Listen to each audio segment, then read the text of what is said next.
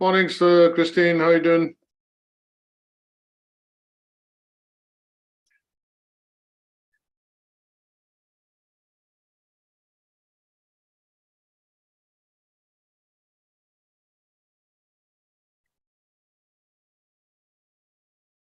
Morning, Christine. Can you hear me?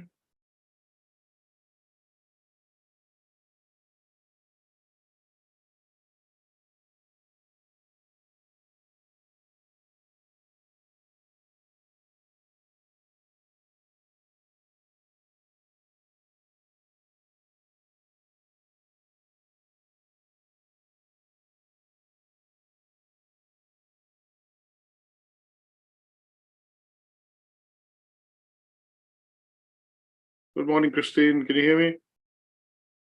Not sure if you have your microphone on.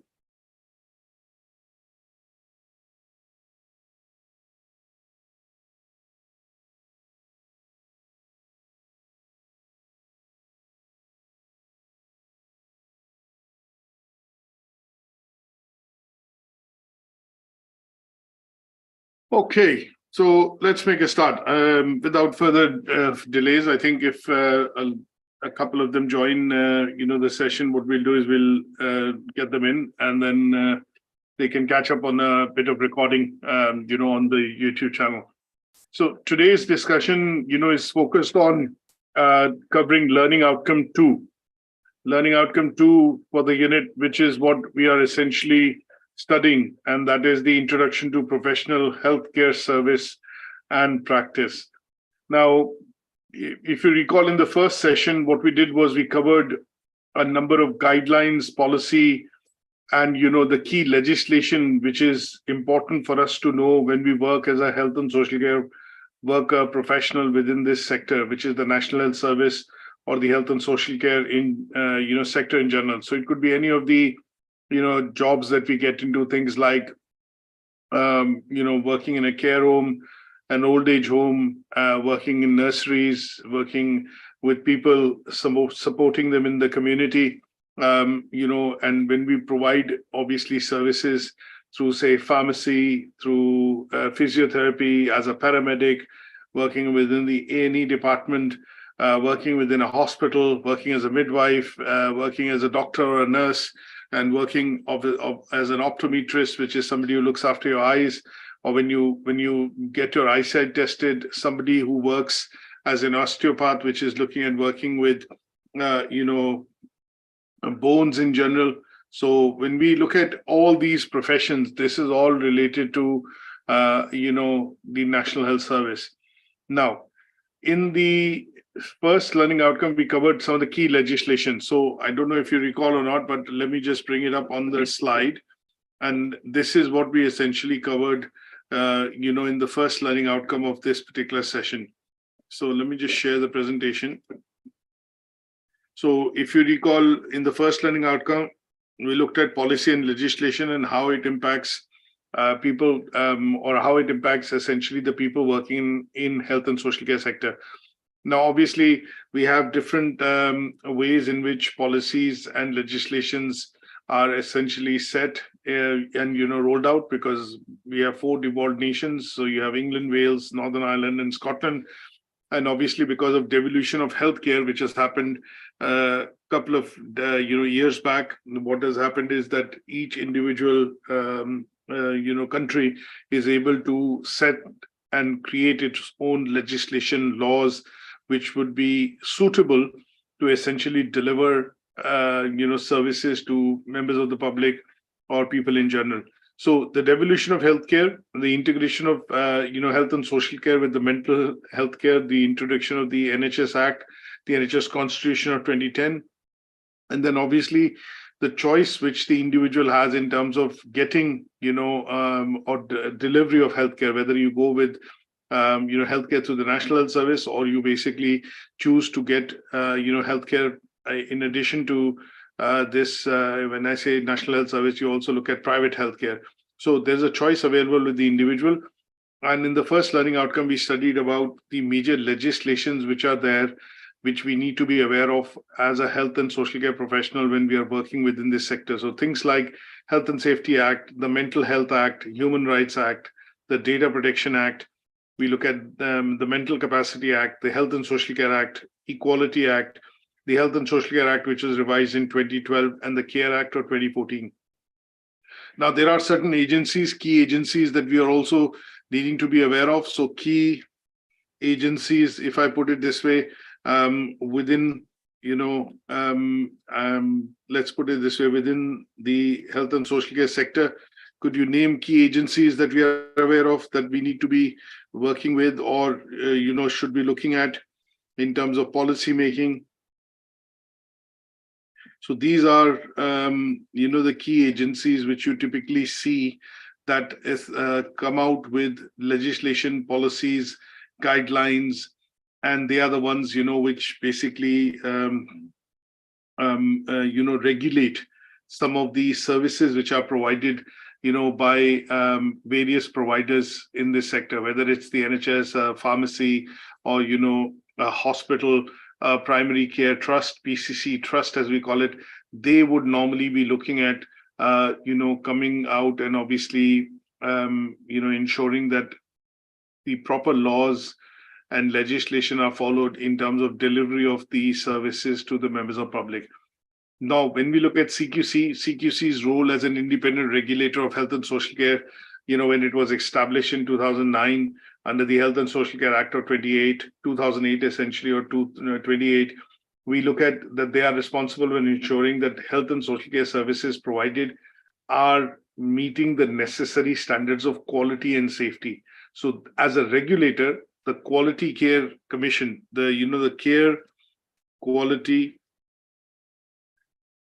Commission, essentially looks after two main functions, which is to ensure that the necessary standards of quality and safety are maintained when these services are being provided to, the individuals. Now, when we talk about National Institute of Care and Excellence, what we basically see is that this is a body. NIC is basically, I don't know if you know the full form, National Institute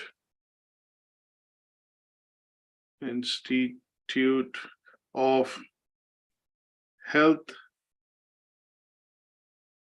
So Health and Care Excellence. Now, this particular body or NICE is essentially, responsible for, it's a public body in the United Kingdom. It is responsible for providing national guidance and advice to improve health and social care services. Now, NICE was established. So if I put the year as well, which I know from my general knowledge, they were established in 1999, and it basically looks at evidence-based guidelines, issues essentially evidence-based guidelines, and these guidelines are related to quality standards. And from time to time, they also make recommendations to help healthcare professionals, commissioners, service providers, to help them make informed decisions that can, benefit the individuals. And when we talk about, PHE or Public Health England, so PHE is the short form, for Public Health England as a body. And when you talk about this particular body, they are the ones which basically is an executive agency of the Department of Health and Social Care in the UK.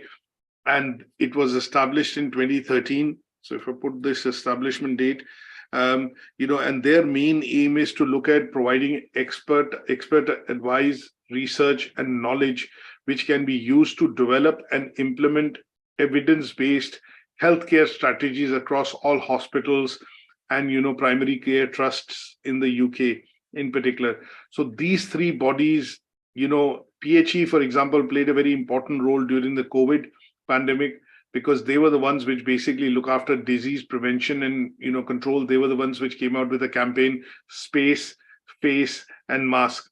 So basically the important campaign which became, the message which became very important in the campaign, that you need to maintain social distancing of 2 meters, you need to wash your hands, and also ensure that you wear a face mask.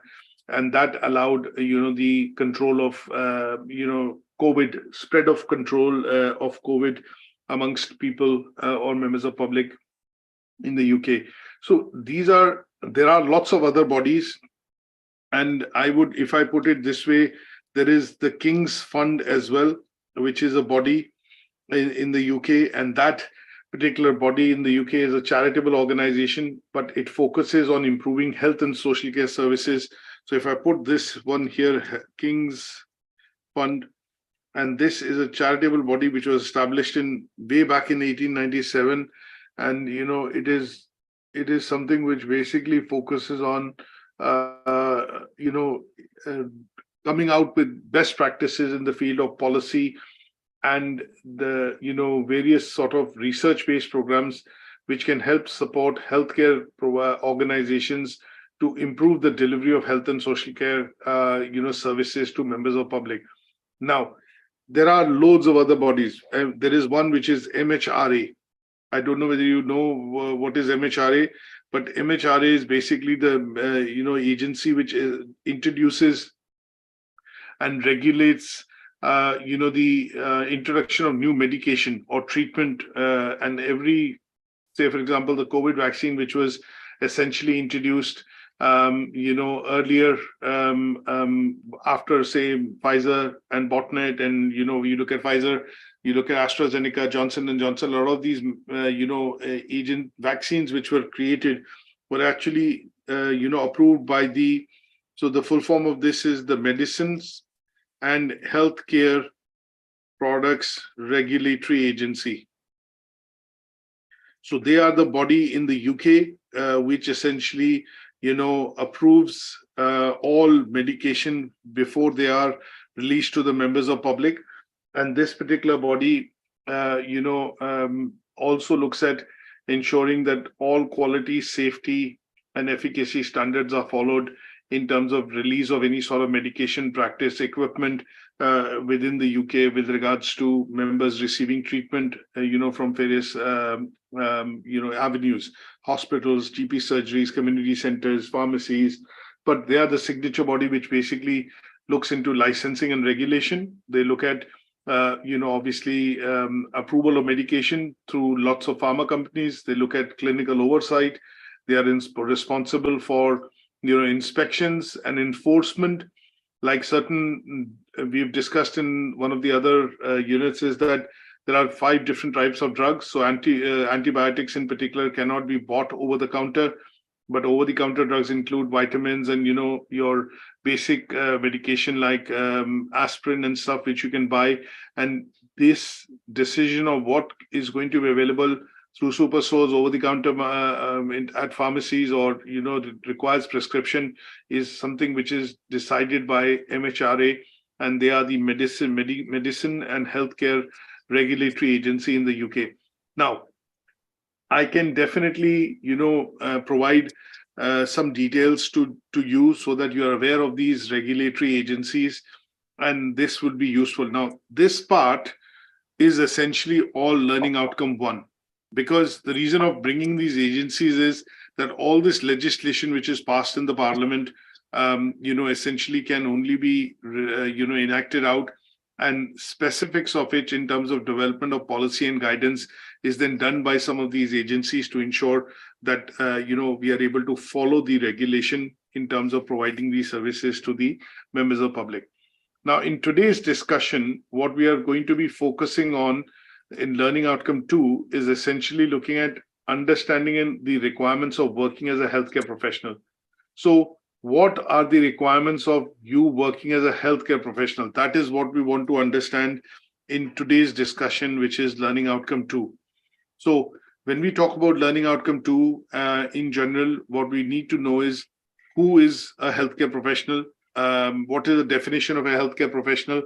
If I say that I work within the healthcare sector and I have a particular role like a pharmacist, like a midwife, I'm a nurse, I'm a GP, I'm a consultant, say surgeon or a neurologist or anesthetist, I'm a research worker, I'm a nurse, I'm, say, for example, somebody who works and provides physiotherapy sessions, I'm a paramedic.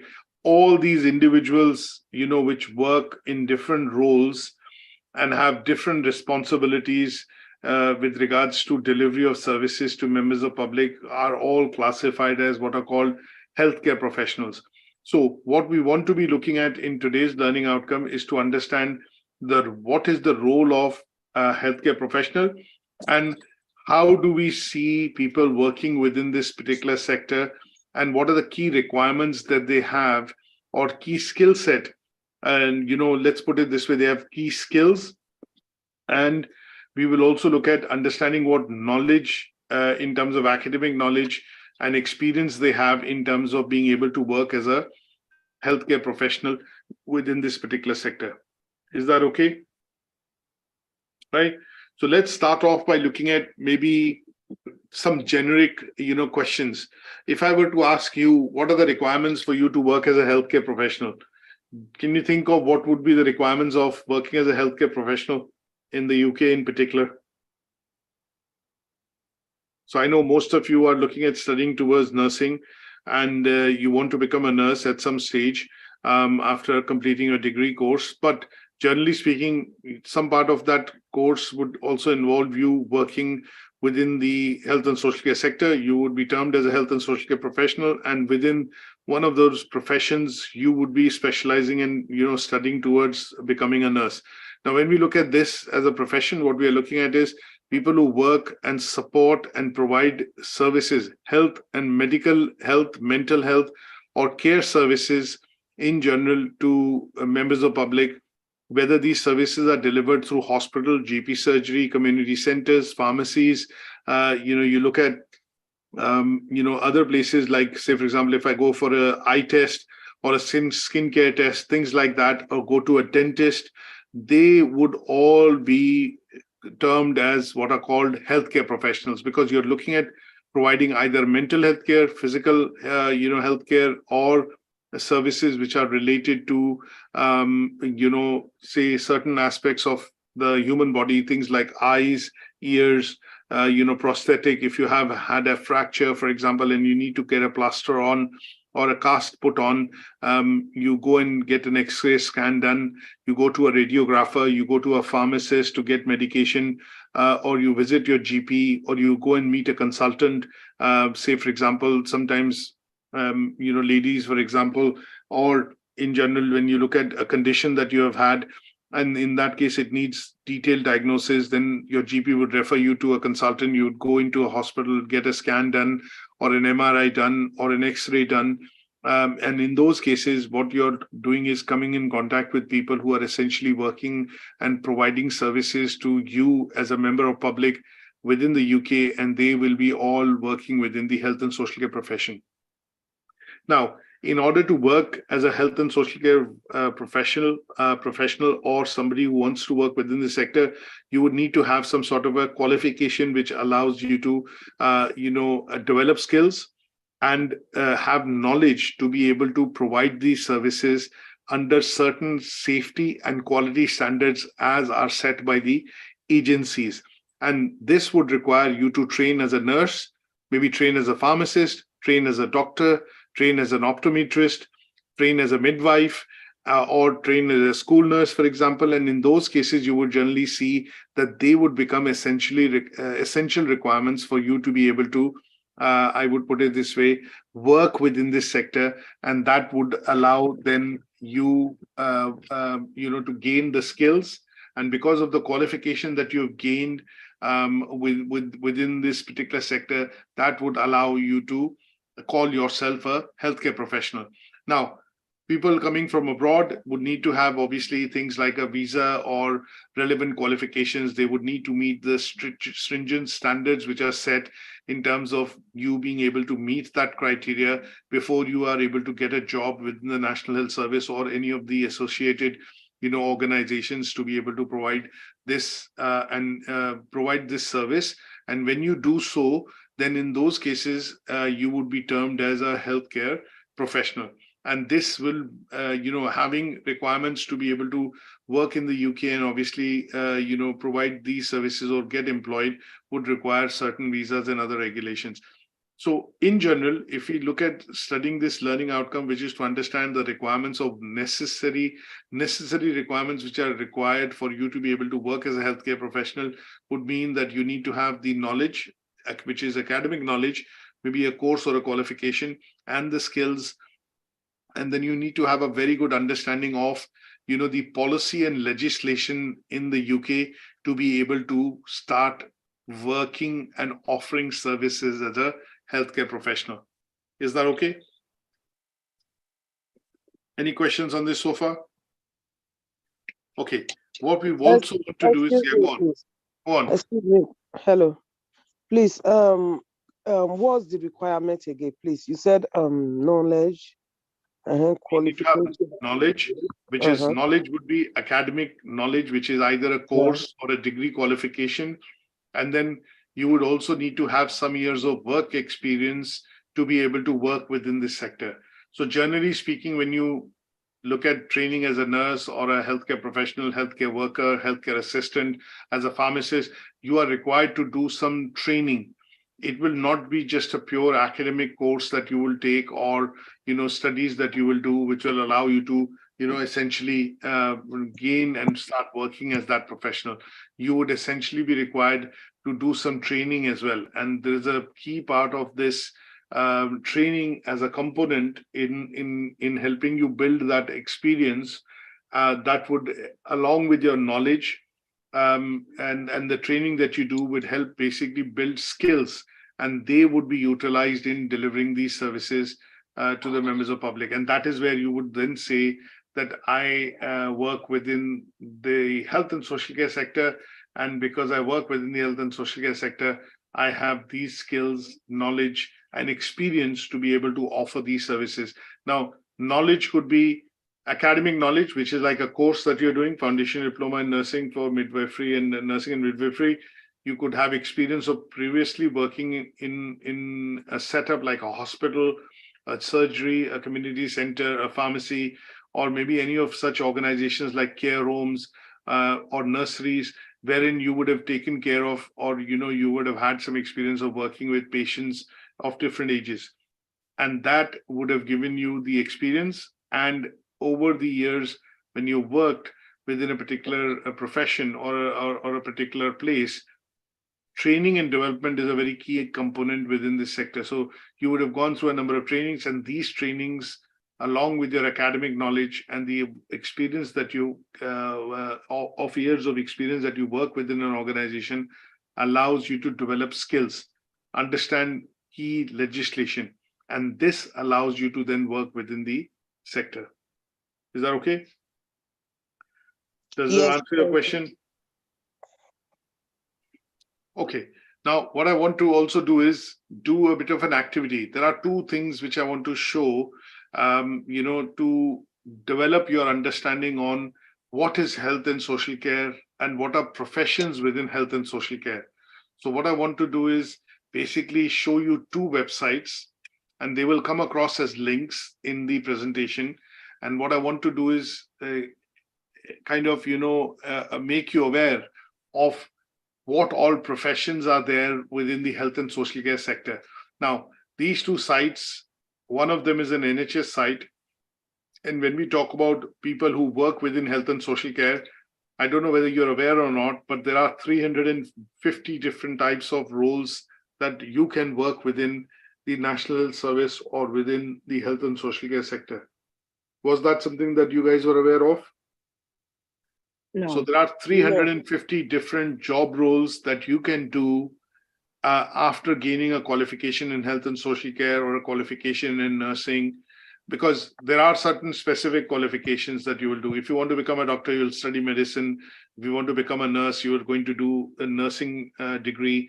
If you become a pharmacist, you'll take up a pharmacist qualification. If you become an optometrist, you will probably have that qualification. If you want to become a midwife, you'll take that qualification. But once you have that qualification and different types, depending on what you're looking at as a career option or as a role within this sector, there are 350 different types of roles that you can actually look at within and becoming employed within the health and social care sector. Now, the reason I brought this across, and I will send this to you on the WhatsApp message, on the chat as well right now, because what we want to do is we want to explore some of these roles, to see what roles fits best for me? What role is the most suitable role for me if I need to look at taking up a profession and taking up a career or making a career within this sector? Now, how would I go and approach this? Just from an idea perspective, I don't want you to look at all the roles, but because you're all studying towards nursing and midwifery, the diploma that we are doing is the level 3 foundation diploma in nursing and midwifery. My suggestion would be to look at the nursing role. If I look at clicking on this particular aspect, in nursing also, there are so many different types of specialist roles. You're going to either train as an adult nurse, as a children's nurse, as a district nurse. You might want to do general practice. You might be looking at working with disability or learning disability. You might look at mental health nursing. You might look at neonatal or childbirth related nursing. You might be working towards becoming a prison nurse, a theater nurse. And then there are associated professions that you can get into when you become a nurse, with the experience that you will gain and the organizations that you will work with. You at some stage could also go and become an assistant practitioner. You could become and take up a role as an occupational health nurse, an operating departments practitioner, healthcare assistant, public health nurse, school nurse, or a healthcare visitor. Now, as you can see, when I say nursing, that is such a vast field in which you can also look at specialization and be very specific in terms of which area you want to go into for nursing. Now, within this, the activity would be, when we have finished the session, my suggestion would be to go on to this particular website, click on nursing, and click on one of the professions that you are wanting to get into after studying this qualification or after completing your nursing degree. Say, for example, you want to become an adult nurse, then click on adult nurse, and there is a short video which it shows in terms of how the functioning of or what you are expected to do on a day-to-day basis as an adult nurse. It gives you some idea in terms of what the role will include and what your working life would be. There are some stories or success stories. There are entry requirements given. There are obviously skills and other details which are given, which you should be looking at studying or making here in terms of reading, and make some notes to understand that, okay, this is something that I can expect once I complete this qualification. So there are obviously live vacancies that you can also look at depending on the qualification and the area that you want to look at. This would be a bit of an exploratory task for you to primarily go in and study and look at the website and explore some of the roles that are present within health and social care sector.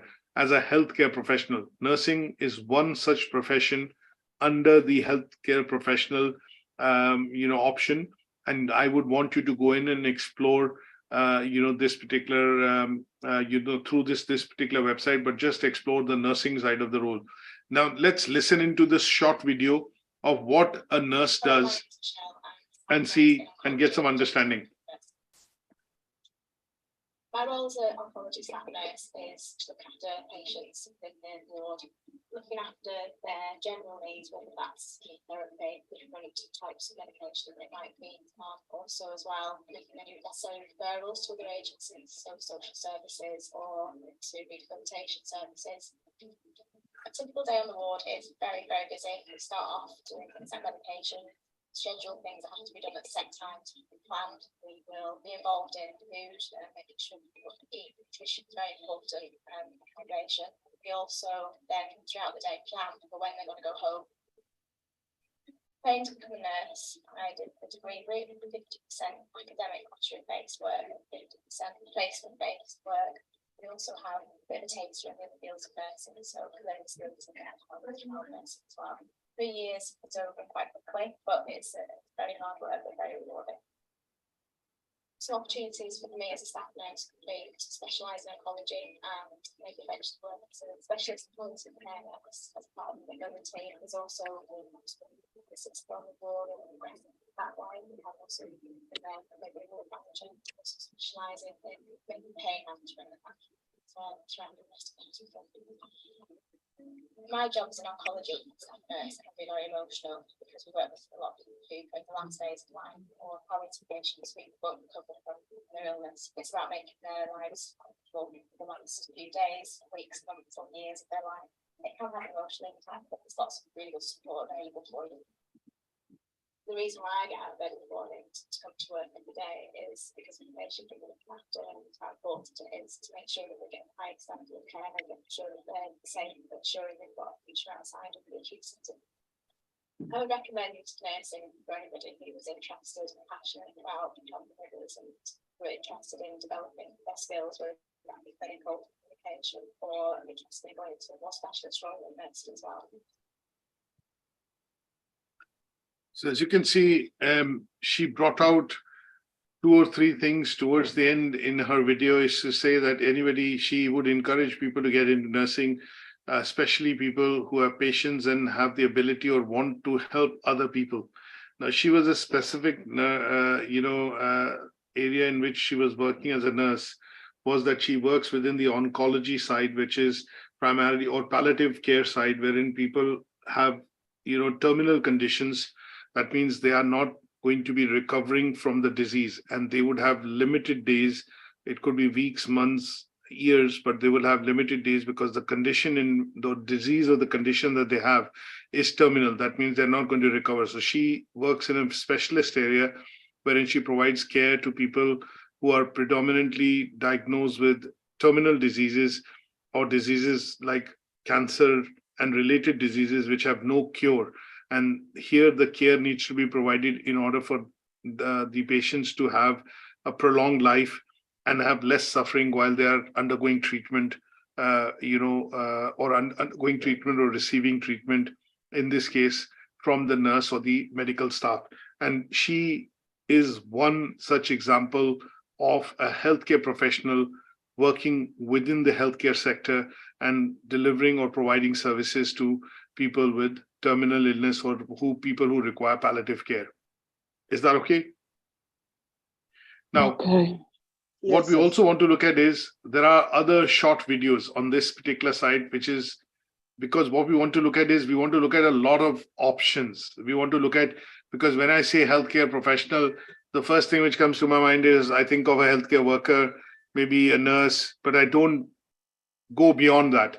So the idea is the healthcare worker or healthcare professional is a very broad category, because people, like if I was an engineer, and if I'm an engineer, say a mechanical engineer, I work within and I work and provide services in the engineering sector. The engineering sector is huge. You have architectural engineering, you have construction, you have mechanical engineering, you have electrical engineering, electronics engineering, because there are so many fields.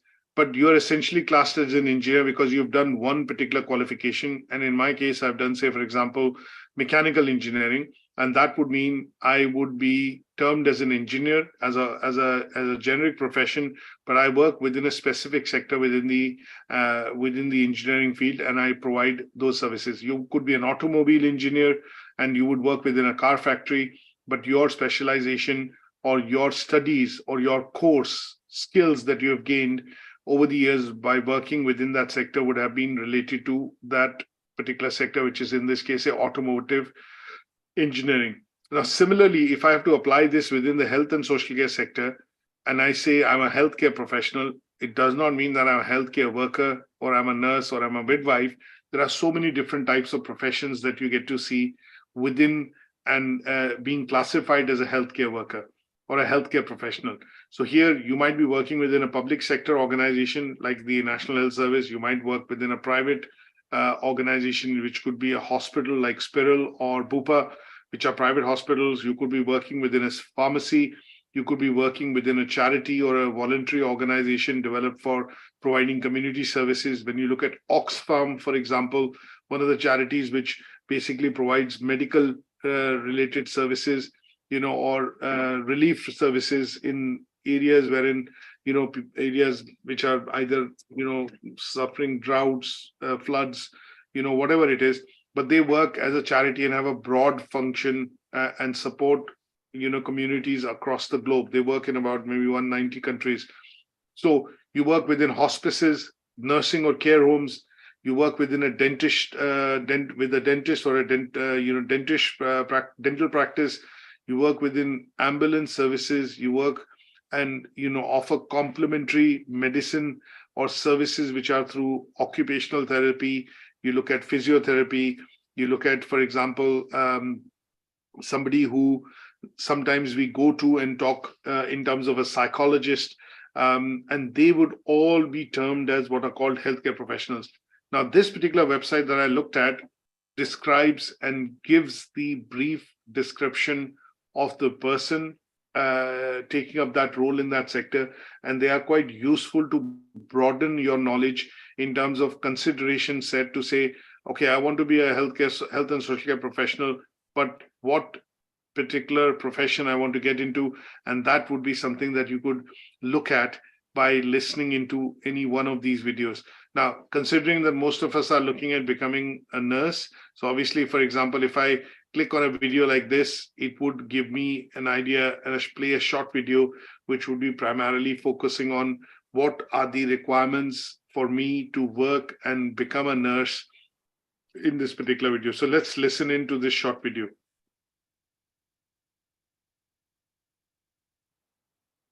My name is Monica. I am a training nursing associate and soon to become a registered nursing associate. I work alongside the doctors and the nurses and provide extra care for them, and that basically involves doing all medications, looking after their general well-being, helping them with washes, helping with their feeding if they need to, and their hydration, so making sure that they're drinking plenty when they're in hospital, and also helping them towards getting better and actually leaving hospital. And that happens to be my favourite part of my job, is seeing people getting better and actually going home back to their families. The most important skills, which is something that you can learn from now, is having good listening skills and communication skills. I think that's really important, and it's good to be able to judge how a person's feeling. That's really important. That's a key skill, I would say, that you need for this job. I actually started working in retail, so I worked for a store called Homebase as my first job, and where I was working on the checkouts. I absolutely loved it. I ended up working for a bank, and I actually became a cashier in a bank. So I think it was probably that excitement of working with money. So whilst I was working for the bank, I actually found out that my husband was really unwell, and then he was going to have to go through some life-changing surgery, and he was actually going to be treated for cancer, which was quite a difficult time for us as a family. But it was also a really special time because it meant that I got to spend lots of time with him in hospital.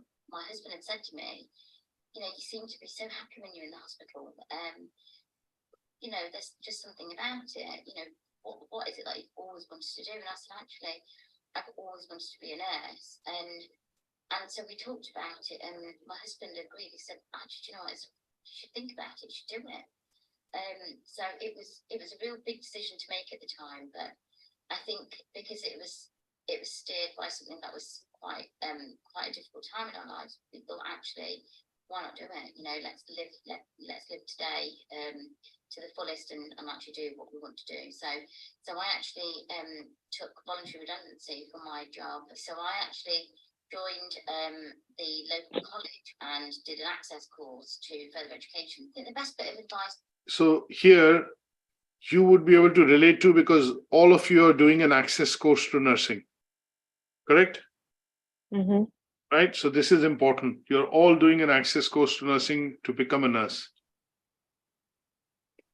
That I would give is to think about what subjects you're actually doing whilst you're studying already. So if you know you want to go into a career in nursing or in the NHS or any career that you want to go into, your maths and English are really, really important.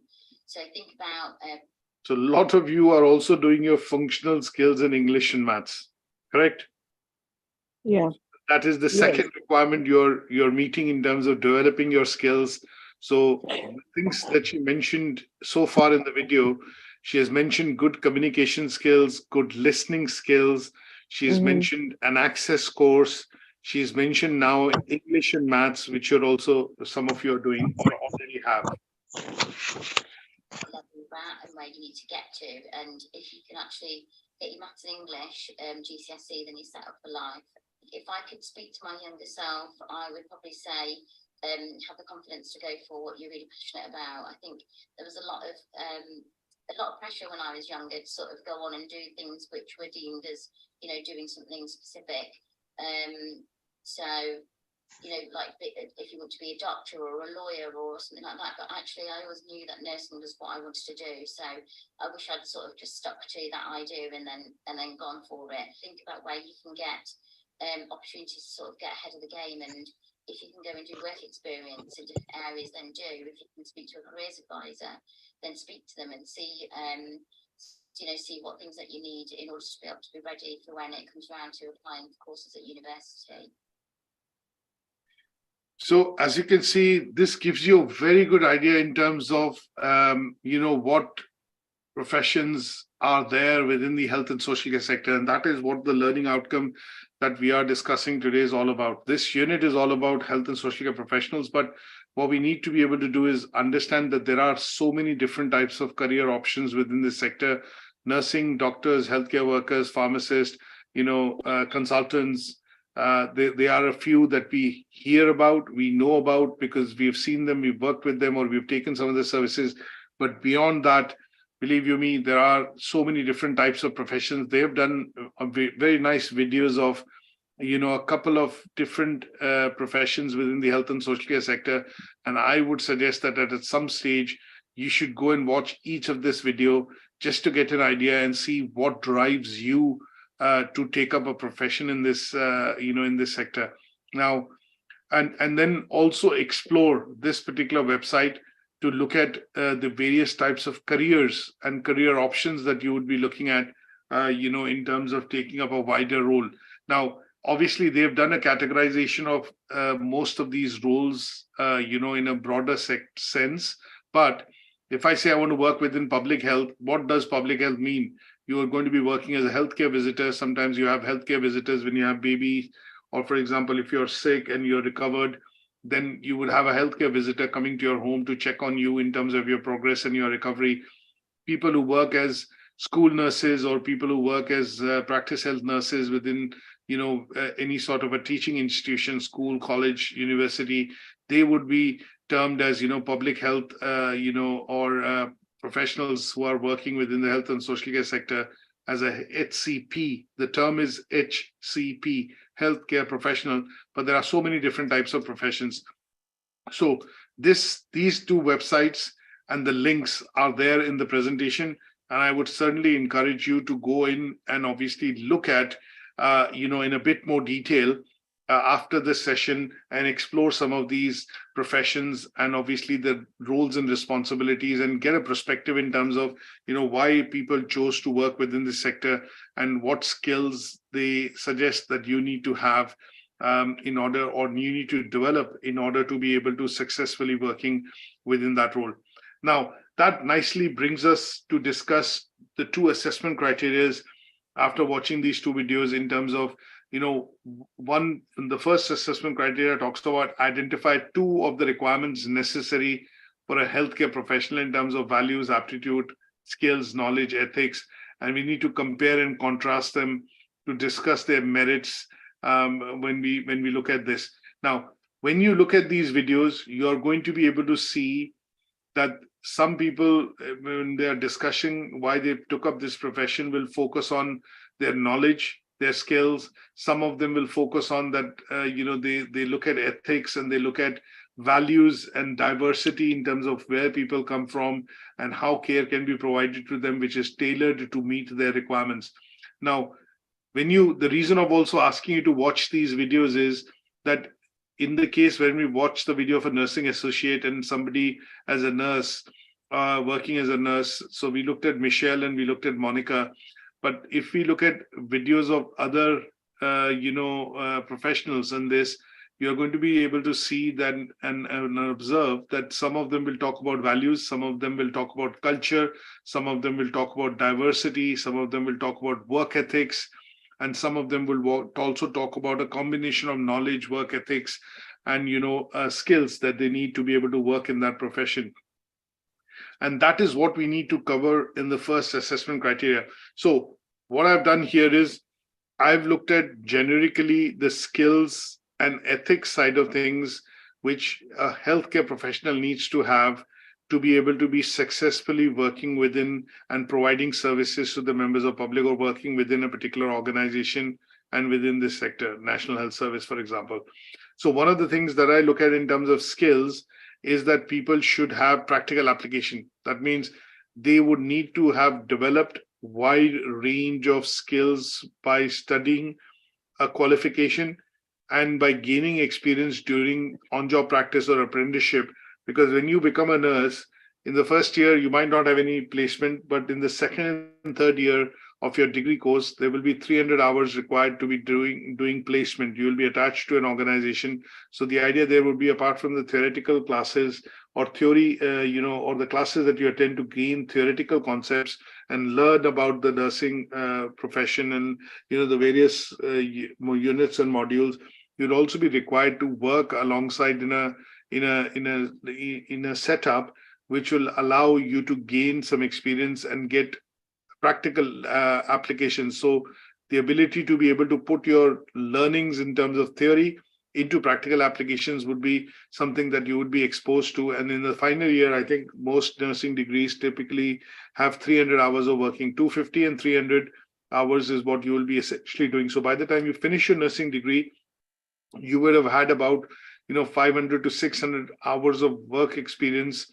of working within different setups to understand how you would work as a nurse, or what you would do essentially when it comes to decision making, and how do you work with colleagues or multidisciplinary teams, and how do you offer these services to patients that you would work with at that point in time.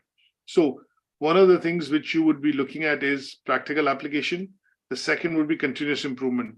The reason I say this is that if you look at this profession in general, when you look at healthcare profession in general, people here have to do continuous training. And continuous training is required in order for you to keep up to the standards and the standards set for quality that you need to be hitting to provide these services. Now, a surgeon might get into, say, for example, if somebody is a surgeon and they offer cardiac surgery or any sort of surgery related aspect, they would be looking at trainings to understand, for example, various procedures that can be performed. They would go to meetings, conferences. They would be taking part in, say, for example, discussions, which could be not just within the department, but elsewhere as well, in order to gain knowledge or understand what are the newer practices coming in, which can be adopted safely to, conduct surgery. Similarly, when you talk about, say, a simple example here would be, if you work as a radiographer or, somebody who looks at working with X-ray machines within a hospital or a private, center which offers X-ray facilities or radiography. Here, if there is a new machine which is introduced or new equipment which is introduced, a software upgrade which is introduced in the equipment, you would need training to be able to then perform the test or X-rays, with the changes which has been introduced in the equipment or machine because of the software upgrade or maybe the machine being changed. And that training would essentially be required, one, to look at making sure that you understand how to operate the machine. Second, to upgrade your skills, because if the software upgrade has happened or if the machine has been changed and a newer model has been brought in, it would give you some more advantages, or patient will have a bit of more advantages in terms of diagnosis being done with the equipment. And that would mean you would be trained on not just operating the machine, but also understanding how this newer version or newer model will be more useful or providing better type of services in terms of maybe scanning. And that would be done through the process of training. So here, continuous improvement, that means through training and development, keeping your skills up to date, and also ensuring that you are able to adapt the best practices which are shared, within and across the sector. And they would then allow you to, obviously offer some of these services in a much more better and tailored way to meet the requirements of patients. And they would be, some of the skills that you would need to have. Now, we could also look at skills which are required in this case when we talk about trust and integrity. The reason we say trust, because one of the most important things that we look at in this profession, people who work within this profession, is they need to be able to build trust with their patients. They need to be able to listen to them patiently, understand and take and make notes, to be able to let's say document the situations or the conditions accurately. And this happens through the process of building trust, by gaining their trust, by showing empathy, by showing sympathy in some cases. And also, when I say all ears, that means you're always listening patiently, to them, to be able to understand their situation, what they're going through. And this allows the patient to gain confidence, and gives them the ability to be able to build confidence. And this confidence building essentially then leads to trust. And when I say the word integrity, what I mean by the word integrity here is that, people working within the sector also have to keep, certain bits of information confidential. That means you would not be disclosing or divulging any information related to a particular patient to another patient, or unless it has been required to be shared with their family members. And this would mean that you take into account the the ability of the patients and their approval to say that, yes, this bit can be shared with my family, or this particular information can be shared or given across to my family or friends. And that is where the integrity comes in, is because you're fostering a very important relationship with the patient, and that relationship that you build in turn allows them to place faith on you, trust on you, have confidence on you, and this then allows you to provide or deliver services much more efficiently. One of the other things which I'll also say, professionalism, because here professionalism is related to the code of conduct which you are expected to adhere to when you work within the sector. If you work as a nurse, you work as a doctor, you work as a physiotherapist, you work as an occupational therapist, as a pharmacist, whatever profession you work within, it is expected that you show professionalism. That means you follow certain codes of ethics and practice. And this demonstrates that you would then be delivering services to the highest possible standards, which are meeting the guidelines set by the key agencies like CQC and PHE in England. And that would mean that the patients will have confidence that if I'm being provided service, or if I'm being provided medication or care by this particular person, I can see very high standards of professionalism and ethics being followed through in terms of delivering this. No compromises or no shortcuts are done, and that would ensure that they have confidence on this person and in general on the profession that you offer services as a nurse, or for example as a healthcare professional. Now, I don't know how many of you recall, but when we look at person-centered values in particular, this is one of the main parts that we look at in the health and social care profession, is that people need to understand what are person-centered values. And when we talk about person-centered values, we are looking at essentially talking about values which were introduced by the psychologist, American psychologist, Carl Rogers in the 1960s. These were adopted into the NHS in the early 2000s, after 2007, after the presentation of Lord Darzai's report in the health and social care sector in the UK. And these person-centered values that we talk about are values which are required most importantly within the NHS and the healthcare sector, wherein anybody who is working within and as one of the professions within the sector essentially shows these values and understands these values. And these values tend to be things like individuality, they tend to be choice, respecting dignity, showing and allowing the independence in terms of independent decision making to be done by the patient.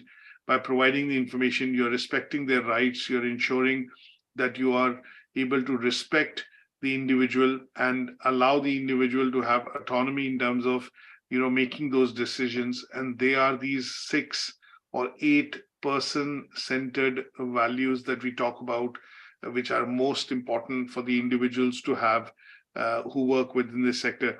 So I have put in a couple of values here, but essentially these refer to, the 8 PCA, as we say, 8 person-centered values, essentially required by individuals to be, having, and these would then be required, by, when I say required, I mean people would need to have an understanding, of these basic values of individuality, compassion, empathy, individuality, respect, autonomy, and allow patients to be able to, make those choices to be able to receive those services.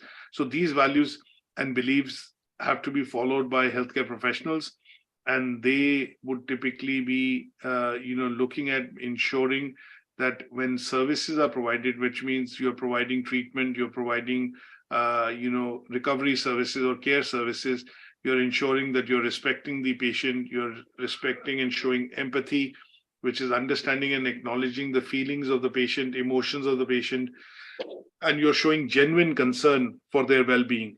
And in some cases, you will also be looking at providing holistic care. You're looking at using some of these person-centered values to further the, further this particular, let's say, the reason of the patient being able to get better soon or get well soon. Now, we also look at values which are related. So when we talk about one of these, this is related to knowledge. That means you would need to have some sort of knowledge, which is academic knowledge or basically work-based experience. That means experience of working within the sector, and that would be evidence-based knowledge.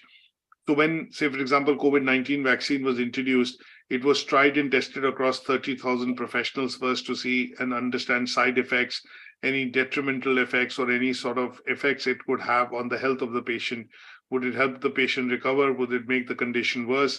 And this was evidence-based practice. That means it was tested first on a number of individuals in terms of, normally most of the testing happens on mice, then it goes to, primates like monkeys in particular.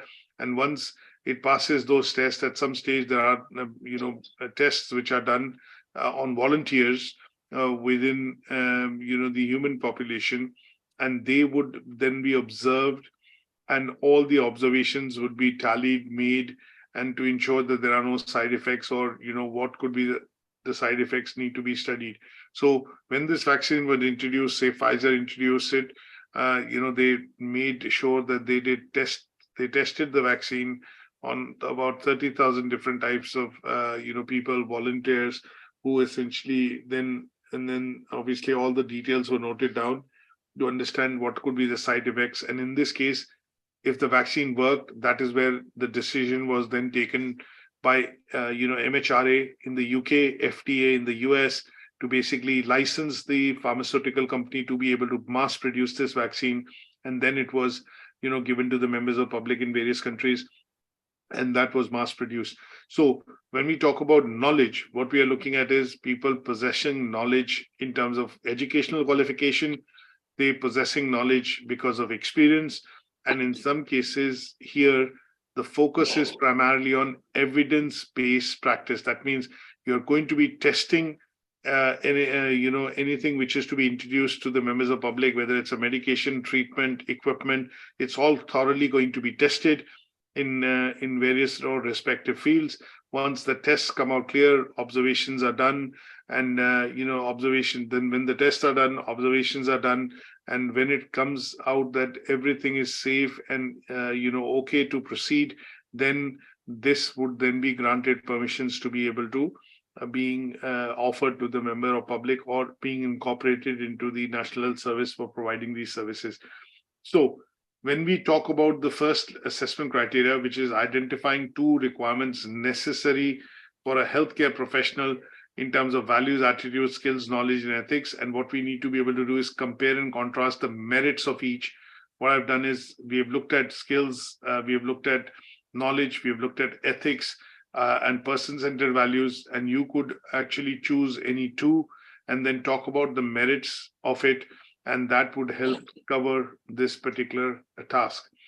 But when we look at, these four broad types, which is looking at, values, attitude, skills, knowledge, and ethics, what we conclude in summary is that they are vital for somebody who decides to work as a healthcare professional. They are going to be suitable and required for this person to work effectively and, obviously offer the highest possible care, or in this case, meet the requirements set by, the key organizations in terms of quality standards and safety. And when they execute and deal with these situations, they are going to be doing so with integrity.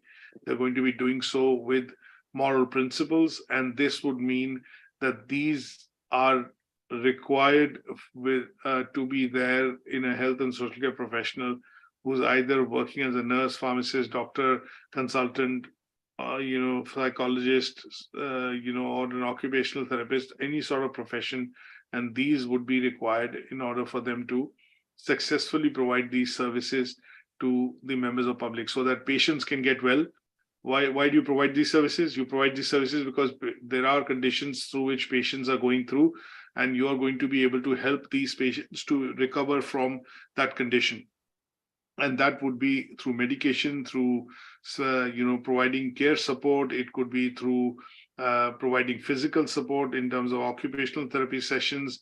It could be medication. It could be treatments which they are receiving, and they would all involve healthcare professionals showing these basic qualities, which is qualities of, ethics, some standards, moral standards. They will also be having knowledge, and they will also have, consideration in terms of values and, obviously looking at skills which are required to perform these roles well. Any questions on this so far? No. Okay. Let's look at the second assessment criteria, which talks about describing the importance of reflective practice in health and social care. Now, what do you mean by the word reflection? Anybody? Any idea in terms of what do we mean by reflective practice? Like looking at the practice, like focusing on it, or So, yes, that is correct. So when we look at the meaning of the word reflection, what we are looking at is we are throwing back, or we are looking at something in terms of serious consideration. So when we talk about reflection, or when we talk about reflective practice, what we are looking at is essentially talking about, let's say about the past, or maybe considering something which is going to help us, identify or appreciate any sort of experience that you've had or have gone through, and that would help you improve what services you provide in the future. So reflective practice is an important, skill which is required within the health and social care sector, because it is the ability to be able to reflect on one's actions. So what is reflective practice? The ability to be able to reflect on one's actions so that we are able to take a critical stance. And this would allow you to evaluate your own practice against others. And as a process, as a continuous process, this will help you improve the way you deliver your services. So it's the ability of one's actions to engage in the process of continuous learning. And this is what reflective practice is all about.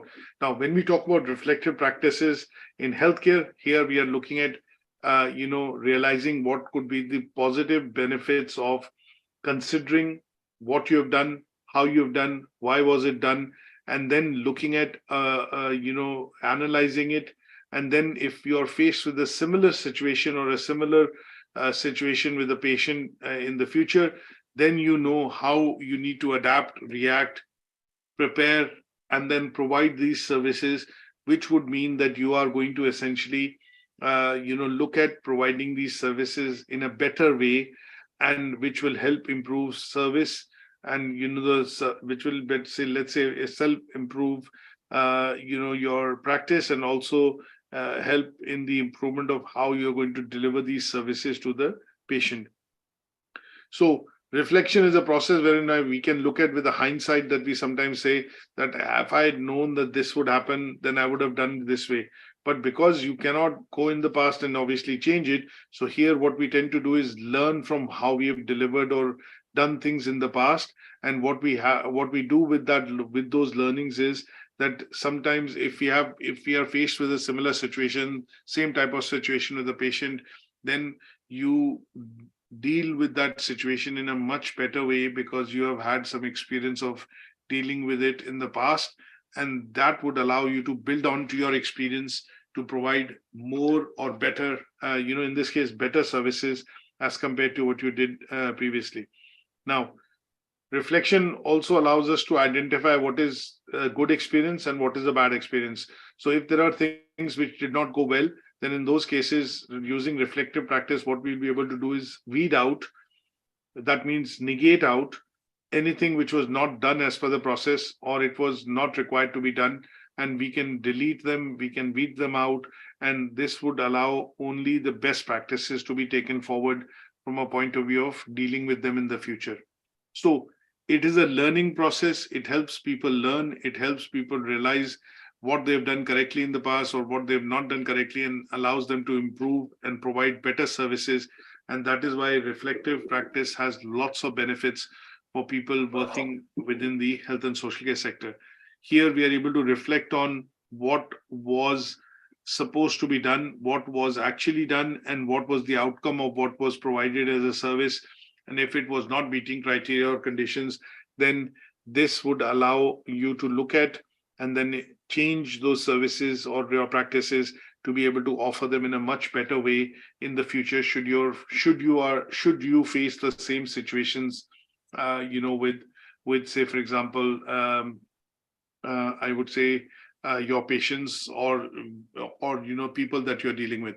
Now, what I want to do is obviously play a very small video, and that video, what I want to do is it talks about what is the benefits of reflective practice.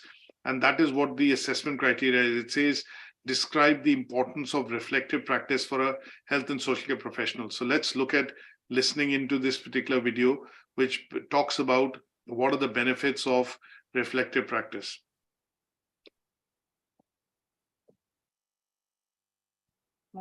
So let me play that video.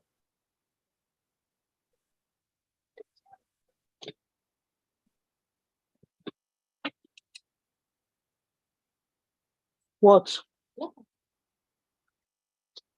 Credit cards filled in for you. There's no place like credit. Okay, let's listen into this video. That's one of the most important things that you can do is reflection. Reflection on practice, reflection on how you are as a person. If you just keep on plowing on every day, you won't ever improve your practice if you don't reflect back. Mistakes do happen. Human errors are always going to be there. But the only way to minimize that is to reflect on the things that have gone wrong, not necessarily just for you, but for your colleague. As soon as you start to reflect on it, you can see that something you thought of as just a normal day or a small occurrence is actually a really good example of maintaining a CPD standard. And we're constantly doing that. We're constantly looking at things that may have gone wrong or that might possibly go wrong, and trying to learn from them. Everybody reflects differently, but I reflect inwardly and sort of think, how might I have done that better? Did I approach that in the right way? It's reflecting, self-reflection, or reflecting, discussing with my colleagues and peers. That's the way I learn, develop. You can read something, you can have a chat with somebody, you can have a situation where you reflected on. And having that ability strengthens your awareness of yourself and actually makes you a more proficient practitioner. You grasp more the things that you do well and the things that you're still kind of working to figure out. Through that, you will become the best you can be. Ultimately, it's important because any member of the public can know that their health professionals will have, these qualities. As you can see, it gives you some insight in terms of why, people focus on reflective practice within the health and social care profession. Now, one of the key theoretical models and where this concept came from is what we need to understand, and look at the logic behind why reflective practice was developed. Now, this is a process which was, developed by, Gibbs, which is the psychologist which basically looked after and, did a lot of work on this. And he then came out with, the process of reflection. And this is now increasingly being applied within the health and social care profession, teaching profession, lots of other different types of professions, because it allows professionals to keep updating their skills, also shows professional competence and helps in developing professional competence. And this is generally done through the process of what is called reflective cycle. Now, it's called the Gibbs reflective cycle because he came out with this 6-step process through which you are able to learn and reflect on what went wrong, how it was done, what could have been done differently, and then when done differently, how does it lead to a different or a favorable outcome.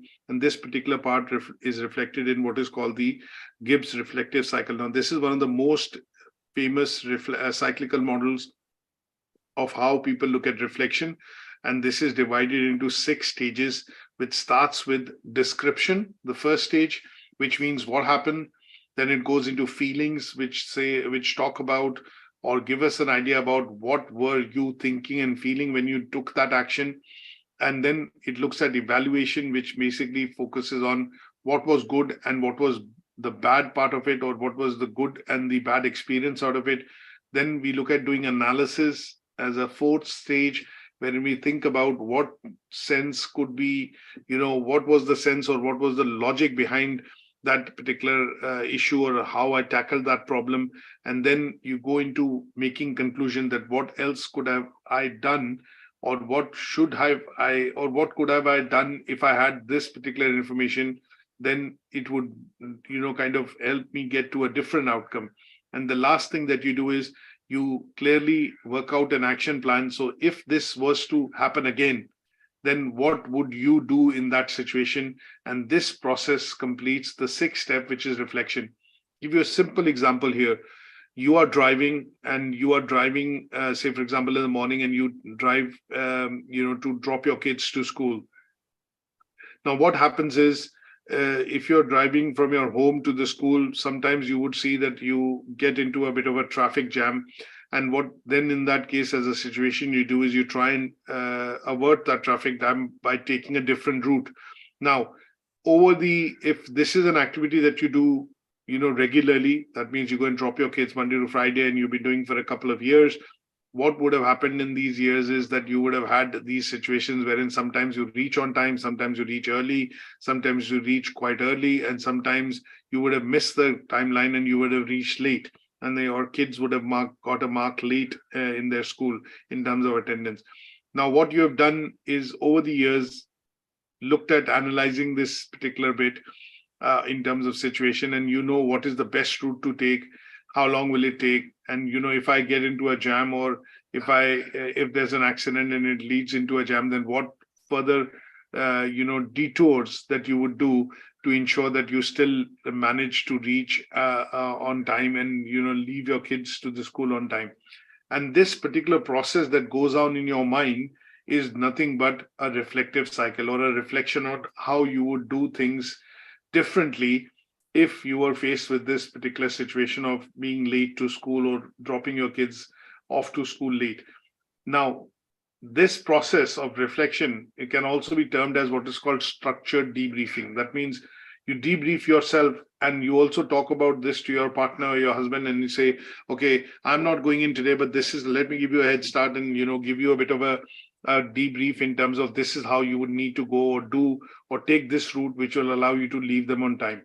And this part is something which Gibbs discovered, and he said, and he acknowledged this in what is called the reflective cycle, because he said the importance of feelings that you have and to recognize them is important. And this particular part wherein you reflect and you recognize the importance of your feelings is nothing but reflection.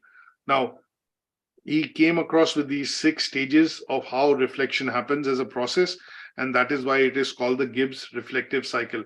Now, what I'm going to be able to do on this is, in the assessment criteria, it talks about describe the importance of reflective practice. So the importance of reflective practice, you have to capture from this video and also look at certain points in terms of how you would, put this across to say that there is this importance of reflective practice. That means reflection of one's actions so as to engage in the process of continuous learning. And that would be the essence of understanding and completing this particular assessment criteria when we talk about the need for healthcare professionals to be able to have what is called or look at utilizing what is called the reflective practice. Now, there is a need of, this particular process of reflection is carried out in all professions. So obviously as nursing, in the nursing context, this will also be carried out, and there is a framework which you can apply, and this framework or the model is the Gibbs reflective cycle. Now, when we look at this as an example, the idea would be if there was a situation, if you are working as a nurse and there was a situation which arose wherein you had to, say, for example, take a decision or inform the members of the, family member of somebody that you are treating that, the condition is not getting better, it is getting worse, then what you're going to be able to do is, go about having a discussion with your colleagues, and then maybe one of you would break this news or, give this update to the family member of the patient. Now, sometimes you might go and give this news directly that, okay, you might not be discharged today, but you will be, we will be looking at putting you under observation. So one way of saying it is that, okay, you had a patient who has had a fall or an accident, and the patient has had a surgery, and obviously now is in the general ward. Now, you are a nurse, you're taking care of that patient. And what you would do is basically, you see that patients get discharged in 1, 2, 3, or 4 days. But in this case, you would see that the situation after the surgery, is taking time to recover because maybe the patient is diabetic. So when you go and have a discussion and you are providing care and the doctor comes in and you go as a team, you might say that, you might say this or break this news directly to say, okay, we were looking at discharging you, but it will not happen today. It'll be a couple of days. This is one way of saying or breaking the news. The second would be when you've had a bit of experience and, you faced this situation before wherein the patient and the patient's family member are expecting that the patient is going to be discharged today, but that does not happen. Then in that case, what you would generally see is that you would go about informing the patient in a different way than you had done in the past. So you might say, you're doing quite well, your situation is improving and you're recovering, but I think what we will need, the doctor might say that what we might need to do is keep you under observation for 1 or 2 more days and see how your situation is improving. So unfortunately, we're not going to be looking at discharging you today, but we're going to keep you under further observation, and then as you improve, as your condition improves and your body tends to respond, then we'll be looking at taking a decision of discharging you. Now here, instead of giving the news directly, what you've done is, in order to make sure that the family members are also, and taking this non-discharge of the news, in a very good way, and the patient is also feeling confident, what you do is you basically say this in a different fashion by emphasizing the fact that we need to keep you under further observation. And that would be something that you pick up after, looking at maybe having a few conversations or maybe a few years of experience. And this would be the reflective practice that you would generally see in a situation like this, when you understand the feelings of the patient, you understand the feelings and the, emotional response from the members of the family of the patient. And then is where, as a nurse or as a doctor, you're prepared for surprises, you're prepared for questions which will be asked by the relatives, and you are able to, give a positive spin on how and why the patient needs to be kept under further observation, thereby calming their fears, but also, giving them this information in a subtle way, which allows them to have confidence on you and the staff. Maybe when I say the staff, I mean the doctor, the team which is looking after the patient, but at the same time does not raise an alarm. And this would be a reflective practice, because there are ways in which you learn and you deal with situations, but you are able to bring this out to the patient in a way which is going to be helpful and build confidence with the patient and their family members, and also do the job of, keeping them, keeping their fears away, or keeping them, not making them alarmed on the situation. Is that okay? Right. Yes. Yes. So with this, what we do is we have now completed this particular unit, which is Introduction to Professional Healthcare Services and Practice. There are two handouts that I'm going to share with you in particular. One of them is going to be the GIBS reflective cycle, and that is to help you understand theoretically why reflection is important. So this particular handout is going to be available on Moodle, which is about GIBS reflective cycle and the 6 stages that we look at, which were actually introduced, and that is why it is called GIBS reflective cycle. Now there are 2 other further let's say reading that I would suggest to complete this particular part, is looking at further reading on an article which is called The Reflective Practice in Health and Social Care, and the importance of reflective practices, which is coming across from a journal, and they would be the additional reading that I would suggest for you to do. They are probably about 10 to 15 minutes reading individually, and this would allow you to essentially develop your understanding in detail about why is reflective practice important, and why it is important specifically within this particular sector.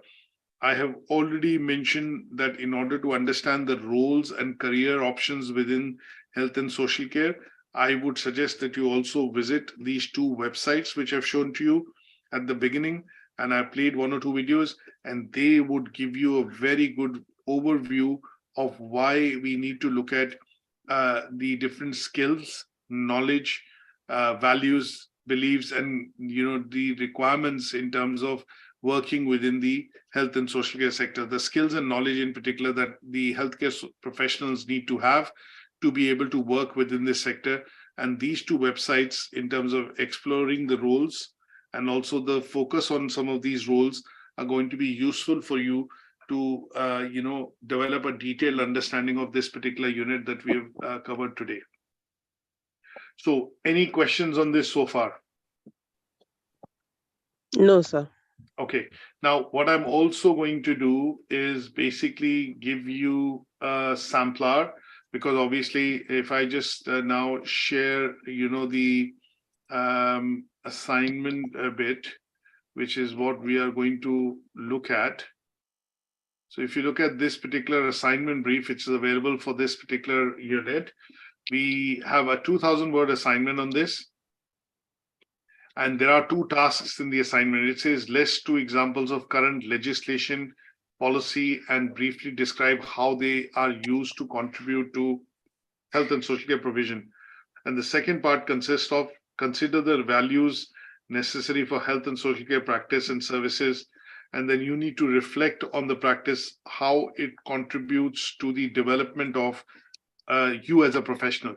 So if you look at the role of a nurse or a midwife or a pharmacist, you would need to assume one role and then describe reflective practice for that particular role. And that is where, as I mentioned to you, it is going to be extremely important for you to explore the roles on the NHS website and look at some of the videos on the website which talks about focus on health and social care, and they would allow you to do the assignment and complete the tasks which are given here.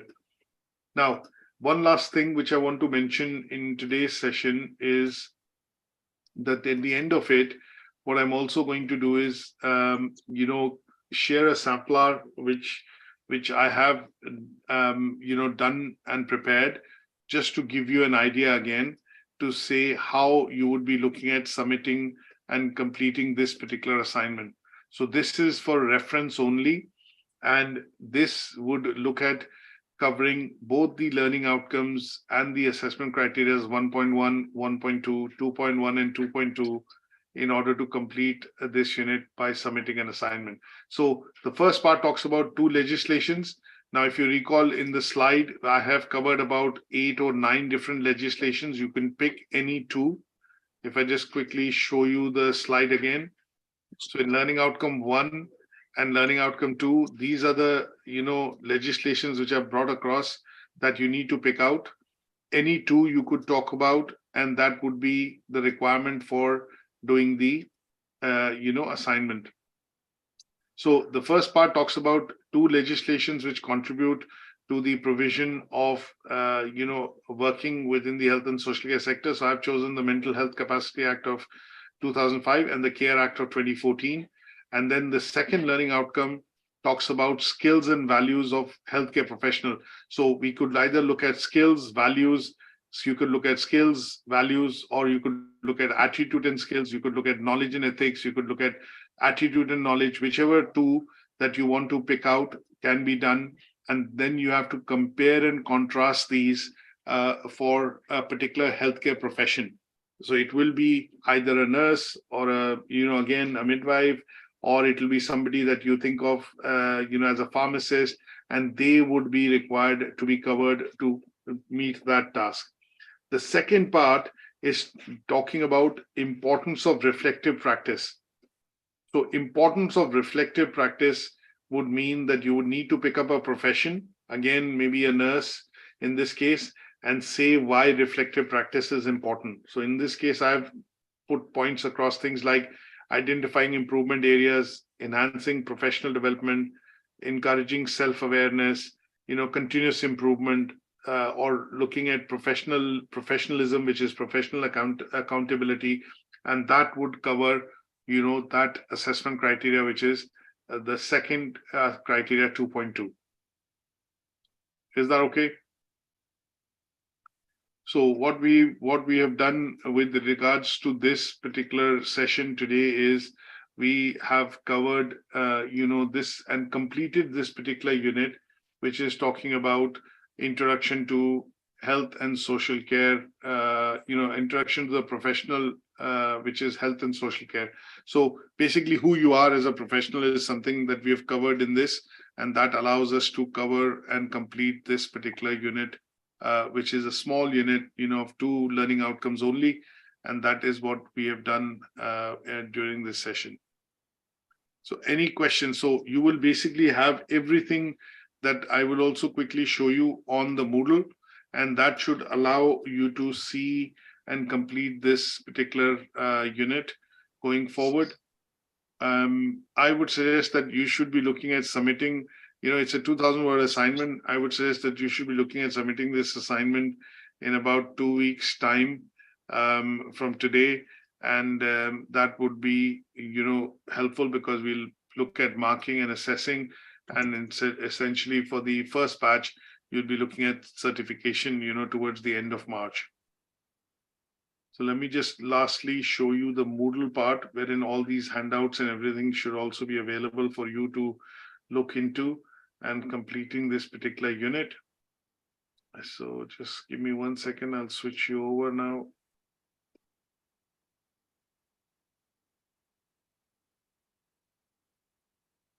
Put this as sampler.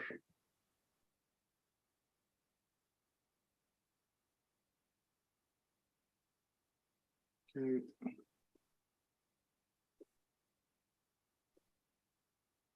There goes this, there goes the handout.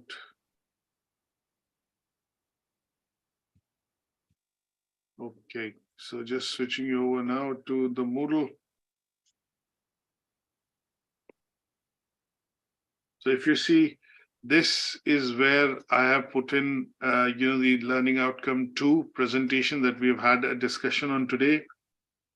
This is something which you can look at and revise from what we've discussed and covered in this presentation in the session today. The second part that I've done is I've also uploaded the, the handout on the Gibbs reflective practice and the cycle and the model. And last but not the least, the bit on the sampler, assignment for you to look at. So the assignment brief is also available, and that is in the Word document, because when you start doing the assignment, the idea here would be to look at, doing the assignment by downloading the assignment brief, which is given here, and then doing the assignment at the back of it by inserting a page. Is that okay? Yes, sir. And this particular session, if you want to listen into the recording of what we've discussed today, is as of now live, as you can see, and this will be available under the live session, and that would be something which will, if you need to revisit anything, should be available for you to go in and complete this particular unit. Now we'll go back to the classes on Friday, but I'll send across a schedule, and that would mean we'll be looking at covering a new unit starting Friday and Saturday. Friday in the class and Saturday will be online. So any questions at this stage from anyone? Excuse me, please. So for the assignment now, so the main thing is for us to look at the Assignment brief. legislation and the reflection of the importance of reflection to the That is practice. correct, yes. That is correct. So those are the two things we are looking at mailing on the assignment. Absolutely, yes. And for the legislation, we're just going to pick out two. Two, just pick out two. Okay. Just pick out two. There are 14, 15 different legislations or acts, but I would suggest, because it's a 2,000 word assignment, it's 3 credits for the unit. We need to just pick out two which we are, comfortable with, and then go about doing the 2 tasks with that. Okay. Okay. Okay. Okay, that's really helpful. Thank you so much for joining, and I'm going to end the session now, Thank and I'll you. catch up with you next week. Okay, thank you. Thank you. All right, Take care. Bye. Bye. bye. Bye. Yeah.